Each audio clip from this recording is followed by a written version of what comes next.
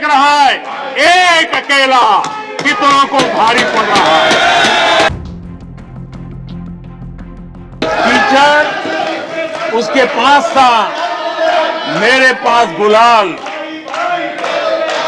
जो भी जिसके पास था उसने दिया उछाल।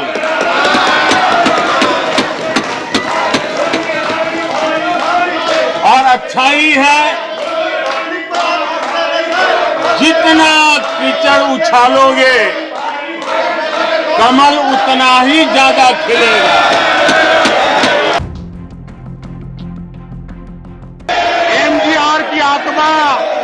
एमजीआर की आत्मा देखती होगी आप कहां खड़े हो। यहां पर पीछे बैठे हैं इस सदन के वरिष्ठ सदस्य और जिनको मैं हमेशा एक आदरणीय नेता मानता हूं, श्रीमान शरद पवार जी। 1980 में शरद पवार जी का आयु 35-40 साल की थी। एक नौजवान मुख्यमंत्री महाराष्ट्र की सेवा करने के लिए निकला था, उनकी सरकार को भी गिरा दिया गया और आज वो वहां है। हर क्षेत्रीय नेता को उन्होंने परेशान किया और एनटीआर के साथ क्या किया। यहां कुछ लोग आज कपड़े बदले होंगे, नाम बदला होगा, ज्योतिषियों की सूचना के अनुसार नाम बदला होगा, लेकिन कभी वो भी उनके साथ थे। उस एनटीआर की सरकार को, और वो तबीयत के लिए अमेरिका गए थे, अपने हेल्थ के लिए गए थे। आपने एनटीआर की सरकार को गिराने का प्रयास किया। और रिपोर्ट कह रही थी 600 जितनी सरकारी योजनाएं सिर्फ गांधी नेहरू परिवार के नाम पे है।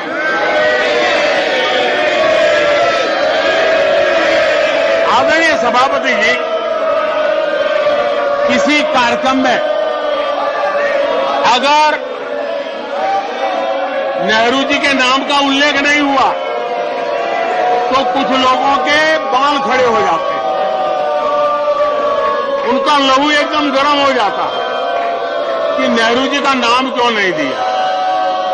आदरणीय सभापति जी, मैं बहुत आश्चर्य होता है कि चलो भाई, हमसे कभी छूट जाता होगा नेहरू जी का नाम, और छूट जाता होता होगा हम ठीक भी कर लेंगे क्योंकि वो देश के पहले प्रधानमंत्री थे। लेकिन मुझे ये समझ नहीं आता है कि उनकी पीढ़ी का कोई व्यक्ति नेहरू सरनेम रखने से डरता क्यों है। क्या शर्मिंदगी है नेहरू सरनेम रखने से? क्या शर्मिंदगी है? इतना बड़ा महान व्यक्तित्व अगर आपको मंजूर नहीं है, परिवार को मंजूर नहीं है,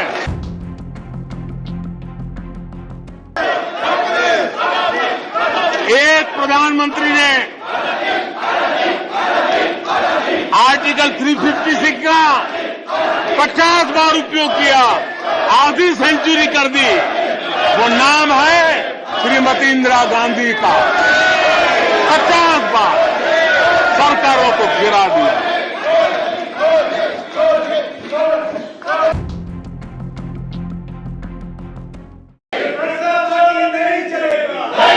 जनधन, आधार, मोबाइल, ये जो त्रिशक्ति है, और उसने सीधा डायरेक्ट बेनिफिट ट्रांसफर, उस योजना के तहत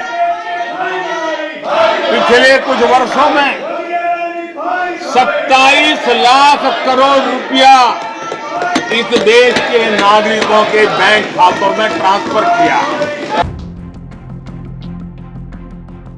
कल खड़गे जी शिकायत कर रहे थे कि मोदी जी बार बार मेरे चुनावी क्षेत्र में आते हैं। वो कह रहे थे मोदी जी कलबुर्गी आ जाते हैं। मैं जरा खड़गे जी को कहना चाहता हूं, मैं आता प्रस्ताव उसकी शिकायत करने से पहले ये भी तो देखो कि कर्नाटका में 1,70,00,000 जनधन बैंक अकाउंट खुले हैं। इतना ही नहीं, उन्हीं के इलाके में कलबुर्गी में 8 लाख से ज्यादा जनधन खाते खुले हैं। अब सभापति जी बताइए, इतने बैंक के खाते खुल जाए, इतना एम्पावरमेंट हो जाए, लोग इतने जागरूक हो जाए और किसी का इतने सालों के बाद खाता बंद हो जाए तो उनकी पीड़ा मैं समझ सकता हूं।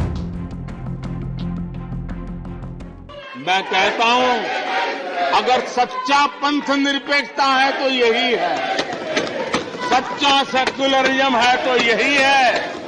और सरकार उस राह पर बड़ी ईमानदारी के साथ चल पड़ी है। अमृतकाल में हमने सैचुरेशन का संकल्प लिया है, 100% लाभार्थियों तक पहुंचने का भाजपा एनडीए सरकार का ये संकल्प है। इस बजट सत्र के लिए तो गर्व की बात है कि बजट सत्र का प्रारंभ महिला राष्ट्रपति के द्वारा होता है और बजट सत्र का विधिवत प्रारंभ महिला वित्त मंत्री के अवसर पर होता है। देश में ऐसा संयोग पहले कभी नहीं आया जो आज आया है। हम टुकड़ों में नहीं सोचते, हम टोकनिज्म में नहीं सोचते हैं। हम साइंस और टेक्नोलॉजी की तरफ से देश को आगे बढ़ाने के लिए हर दिशा में काम कर रहे हैं, सार्वत्रिक प्रयास कर रहे हैं, अनेकविध इनिशिएटिव ले रहे हैं। दलों के विषय में एक दूसरे के प्रति टीका टिप्पणी हो सकती है, लेकिन देश की आर्थिक सेहत के साथ खिलवाड़ मत कीजिए। आर्थिक सेहत के साथ खिलवाड़ मत कीजिए। आप ऐसा कोई पाप मत कीजिए जो आपके बच्चों के अधिकारों को छीन ले और आज अपना मौज कर लें और बच्चों के नसीब में बर्बादी छोड़ के चले जाए। ऐसा करके न जाए। आज आपको पॉलिटिकली सूट का मैंने तो देखा, एक मुख्यमंत्री ने बयान दिया कि भाई अब ठीक है, मैं तो निर्णय करता हूं, अभी मुसीबत मुझे कहां आएगी, 2030-32 के बाद आएगी, जो आएगा वो भुगतेगा। क्या कोई देश ऐसे चलता है क्या? लेकिन ये जो वृत्ति बन रही है वो बहुत चिंता का विषय है।